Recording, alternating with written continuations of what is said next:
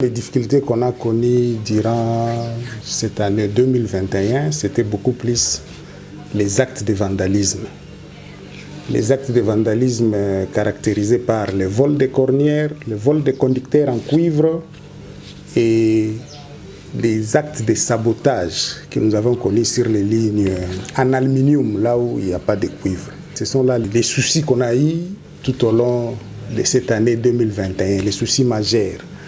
Donc, en bref, je peux dire que c'était le cas de vol des conducteurs en cuivre. Et pour votre information, on commence déjà à voir les répercussions de ces vols sur l'alimentation des clients. Il y a des clients qui ne sont pas alimentés. Il y a des endroits où on devrait avoir la sécurité N-1, on n'en a plus chaque fois. Quand une ligne déclenche, l'autre la suit par surcharge et qui nous amène à des effondrements totaux du réseau. Je ne sais pas si vous avez remarqué, le deuxième semestre ici, il y a eu une instabilité dans notre réseau, une instabilité qu'on peut attribuer carrément au cas de vol de conducteurs en cuivre. Et puis les actes de sabotage, on a fait tomber certains pylônes volontairement seulement pour nuire à la société. Côté SNEL, déjà, on fournit beaucoup d'efforts. On fournit beaucoup d'efforts pour éradiquer ces phénomènes de vol de conducteurs. SNEL travaille avec les sociétés de gardiennage sur certaines lignes. SNEL travaille avec les services de sécurité, les services de renseignement, l'ANER, pour toujours sécuriser ces lignes. Mais malgré cela, il y a toujours les cas de vol qui continuent. Alors, par rapport à ça, SNEL n'a pas croisé les bras. On a pris carrément l'option de remplacer toutes nos lignes en cuivre par l'aluminium. C'est une opération qui a déjà commencé. Au moment où nous parlons, on a déjà remplacé sur plus ou moins 66 km entre Chilatembo et Mwadingusha. Là où on avait une ligne totalement en cuivre, au jour d'aujourd'hui, on a une ligne totalement en aluminium. Et l'opération devrait se poursuivre. Présentement, on est en train de travailler entre un client OM qui est côté Tumbwe jusqu'à Chilatembo. Là-bas, on a tout volé. Il n'y a plus de lignes. SNEL, avec ses partenaires, on est en train de construire pratiquement une nouvelle ligne. C'est une ligne qui partira de Chilatembo jusqu'à Lubumbashi. Mais comme entre OM et Lubumbashi, la ligne existe encore, bien que c'est une ligne qui est vandalisée, mais on a quand même pu réparer. Mais pour le moment, on est en train de travailler entre Chilatembo et OM. On place carrément une nouvelle ligne avec des nouveaux poteaux et l'aluminium. Dès le mois de janvier ou février, on va attaquer la ligne Likasi-Mwadingusha. On va remplacer aussi tous les cuivres qui sont là-bas et on va mettre l'aluminium.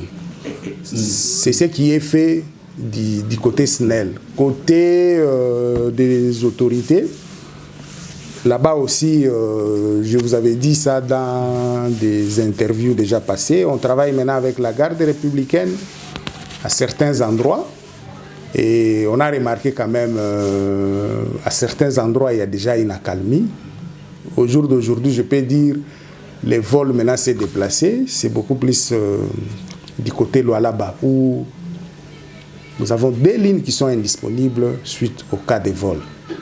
Côté Lubumbashi, côté Okatanga, il y a quand même une nette amélioration avec tout ce que les gouverneurs ont pris comme disposition. Parce qu'à Lubumbashi, là, côté contournement, c'était vraiment presque chaque après 2 jours, on nous volait.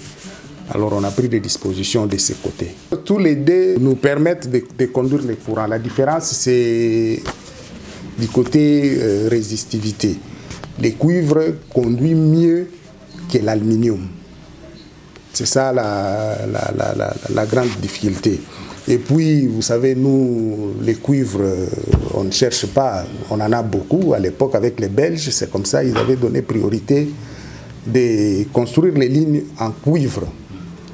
Mais au jour d'aujourd'hui, avec tout ce qu'il y a comme cas de vol, même partout dans le monde, les lignes maintenant, on a laissé les cuivres, on exploite beaucoup plus l'aluminium. Au jour d'aujourd'hui, on a un souci. Nos clients ne sont pas bien alimentés parce qu'effectivement, il y a étiage. Je vous donne seulement l'exemple de la centrale d'Indilo. À la date d'aujourd'hui, comparé à la date de l'année passée, on a un écart de plus ou moins 2 mètres. Donc c'est pour dire qu'il ne pleut pas abondamment cette année. Ce qui fait qu'on a même pris les dispositions. On ne tourne plus nos machines à full charge suite à ces problèmes d'étiage. Nous avons plus ou moins 80 MW qui chôment. Les machines sont là. Mais comme on n'a pas suffisamment d'eau, on ne sait pas faire tourner toutes nos machines à full charge pour alimenter la population. Donc le problème de l'étiage, c'est un problème sérieux. On fait face à cela et nous avons pris les dispositions. On a réduit la charge, comme je vous ai dit.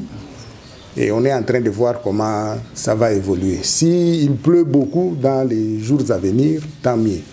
Mais nous, on a déjà pris les dispositions pour éviter que l'année prochaine, qu'on puisse manquer de l'eau et arrêter même des centrales. Les travaux de modernisation évoluent normalement, comme vous avez dit. Ce qui a été totalement modernisé, il y a de cela déjà 2 ou 3 ans. On sait qu'on est sur les derniers groupes. D'ailleurs, par rapport à ça, on a des soucis. On devrait remonter la vente des têtes du dernier groupe. Mais on a un petit souci qui nécessite même qu'on arrête totalement la centrale. Et cela sera bientôt programmé. Peut-être au mois de février, on va arrêter la centrale d'Nseke pour 10-15 jours. À les moments opportuns, on va communiquer avec les clients parce que pendant cette période, on va délester sérieusement parce que toute une centrale, plus ou moins 195 MW, qui sera off, la population va souffrir pendant cette période. Donc, modernisation, oui, on le fait. Côté Nseke, on a fait ça à Mwadingusha. Mwadingusha a été totalement réhabilité. Donc, il n'y a que les bâtiments qui est resté ancien. Mais tout ce qui est à Mwadingusha a été rénové. Et puis avec la dernière technologie. Nous présentons nos vœux premièrement à notre DG, M. Jean-Bosco Kayombo Kayan, et nos vœux aussi à toute notre clientèle qui reçoit de l'énergie SNEL. Et on ne va pas oublier tous les personnels de SNEL, plus particulièrement le personnel du transport SID. En tout cas, je veux le meilleur pour cette nouvelle année qui va bientôt commencer.